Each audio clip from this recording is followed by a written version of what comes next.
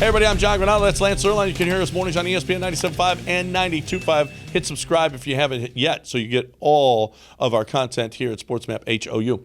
Lance, Summer League, looking pretty good. Tari Eason looking really good.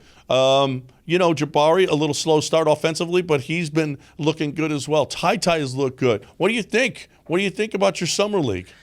So far, so good. I mean, I think there was higher expectations for Jabari Smith for a lot of people. Let's face it, most of us haven't seen a ton of Jabari Smith. You don't pay attention. A lot of people don't watch college basketball until tournament time rolls around. So even though he was highly lauded as the SEC Player of the Year, there's been a lot of people who haven't seen him at all. And so your first glimpse of him might have been in the tournament, but in many cases, the first glimpse for a lot of people is going to be going to be Summer League, and there was expectations he was going to be the first pick of the draft. So I think people were thinking, oh, look out, there's going to be this unbelievable talent. But what we saw was what basically the scouting report was that we got on draft night. Not a guy who's going to create for himself a whole lot, good shooter, plays hard defensively, very aware, active, can switch off and play multiple positions. We saw that. I think seeing Josh Christopher get off a little bit in the first game was nice.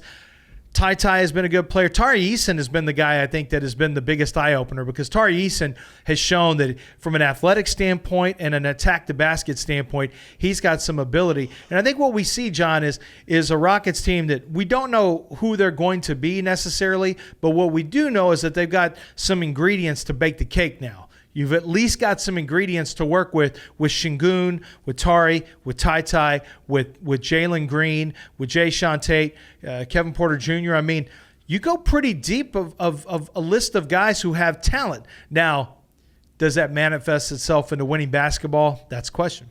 Well, you mentioned Josh Christopher. He's getting lit up somewhat on Twitter for being a ball hog. He is taking a lot of shots. First of all, you're a second-year guy. Why are you there? Although there are second-year guys that are there. Does he have something to prove with all these young first-rounders? He's a first-rounder, end of the first-rounder as well. But he's probably like, hey, I better show these guys what I can do so I can make this team. I mean, Jae'Sean just got re-signed as a wing player. You look at who they've drafted. You look at the roster. I don't think you can say that anyone has anything locked in. Although I would say Josh Christopher played well last year, went down to the G League, came back and was a different player. I think Josh Christopher's in good shape.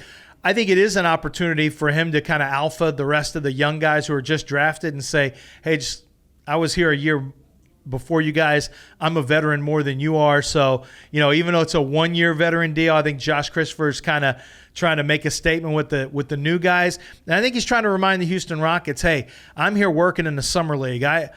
Don't forget about Josh Christopher. I really want to be part of this. I wonder if you got to sit him though. Hey, Josh, other guys we got to get some. We got to get some shots. We got to get some shots, Josh. Tari, Ty. We need to see what they can do, Josh. Can you give the ball up, please? If you can't, come sit right here. Hey, let's see if you can create for others. We want to see you work on that today. Get an open shot for somebody one time.